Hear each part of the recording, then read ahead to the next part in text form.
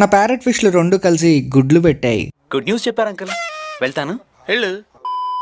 ఒక 2 రోజుల నుంచి ప్యారెట్ ఫిషెస్ ఫుడ్ వేసినా రావట్లేదు, ఏం రియాక్షన్ లేదు, ఎప్పుడు కుండల దగ్గరే ఉంటున్నాయి. ఏంటా అని చెప్పి దగ్గరికి వెళ్ళి చూస్తే గుడ్లున్నాయి కుండల్లో.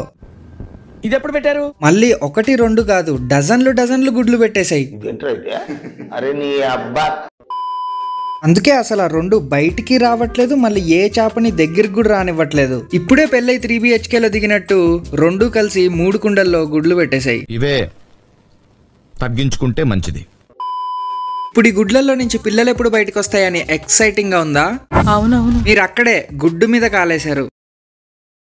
ఎందుకంటే 99% ప్యారెట్ ఫిషెస్ పెట్టేవన్నీ అన్ఫర్టిలైజ్డ్ ఎగ్స్. ఎందుకంటే ఫీమేల్ ప్యారెట్ ఫిష్ గుడ్లు పెట్టాక మేల్ ప్యారెట్ వచ్చి దాని వీర్యాన్ని ఆ గుడ్డులోకి నింపాలి. అది అలా నింపదు, ఆ గుడ్లలో నుంచి పిల్లలు ఎప్పుడు బయటికి రావు.